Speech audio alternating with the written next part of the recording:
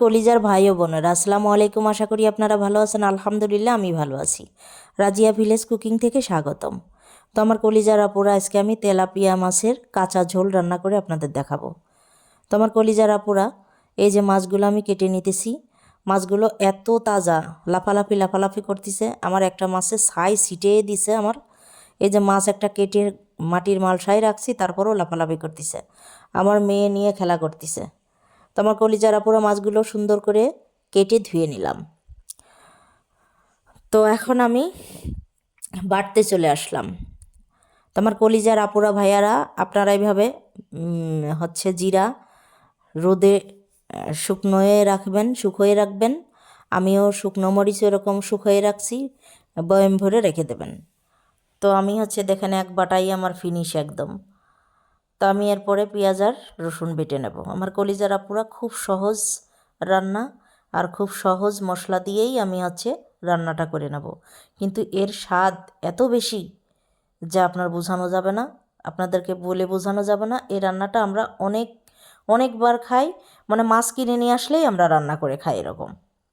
তো আমার কলিজার আপুরা, আমি মশলাগুলো, আপনারা যারাই রান্না করবেন, যদি কেউ আমার এই রান্না দেখে যদি কেউ রান্না করতে চান, তো আপনাদের কাজ মশলাটা ভালো করে ভেজে নেবেন। তো লবণ দিবেন, হলুদ দিবেন, তারপরে ধনিয়া গুঁড়ো দিলে মানে আপনাদের থাকলে দিবেন, না থাকলে নাই, কোনো দরকার নেই। তারপরে আমি এগুলো দিয়ে নিলাম। দিয়ে নেওয়ার পরে আমি একটু পানি দিয়ে নেব। তবে মশলাটা কিন্তু ভালো করে ভাজতে হবে, যেহেতু কাঁচা মাছ। ভালো করে ভেজে নেবেন। তারপরে আমি একটু পানি দিয়ে দিলাম কষানোর জন্য, মশলাটা কষানোর জন্য। তো যখনই আমরা মশলা থেকে তেল ছেড়ে দেবে, তখনই আমি ঝোলের পানি দিয়ে দেব। কাজ কিন্তু শেষ। তারপরে আমি এখানে কাঁচা মাছগুলো দিয়ে দেব।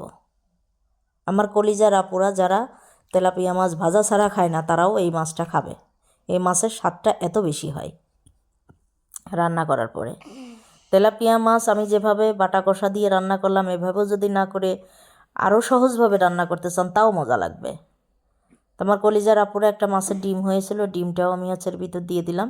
আর এই যে আমি একটু জিরা বেটে রাখছি, এটা কাঁচা জিরা। আপনারা চাইলে ভাজা জিরা দিতে পারেন, তা আমার কাঁচা জিরাটাই আমার বেশি ভালো লাগে, তবে কাঁচা জিরা দিছি। এই যে আমার তরকারি হয়ে গেছে, নামাই নিলাম। আমার কলিজার আপুরা ভাইয়ারা, যখন আমি এটা খাইতে আসলাম, তখন যে কীরকম, মানে এই রান্নাটা তো আমি অনেকবার খেয়েছি। মানে বাজারে গেলে তাজা মাছ কিনে নিয়ে আসলে ওই দিন, মানে যত রাতই হোক না কেন, ওই দিনই ওই মাছের ঝোল রান্না করে আমরা খাবো। তাতে দেখা যাচ্ছে যে রাতে 10টা বেজে গেছে, কোনো ব্যাপার না, কিন্তু আমরা মাছের ঝোল খাবো।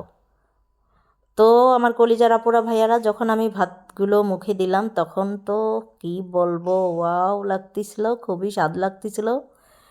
আর মাছটা ভেঙে যখন মুখে দিলাম, কি বলবো, অনেক স্বাদ, অনেক স্বাদ, অনেক স্বাদ। তো আমার কলিজার আপুরা ভাইয়ারা, যদি আমার ভিডিওটা একটু ভালো লেগে থাকে, লাইক, কমেন্ট, শেয়ার, সাবস্ক্রাইব করবেন প্লিজ প্লিজ প্লিজ। আমি আপনাদের একজন বোন, আপনারা আমার পরিবার, তাই সব কিছু শেয়ার করি। ভালো থাকবেন, আল্লাহ আপনাদের ভালো রাখুক। আল্লাহ হাফেজ।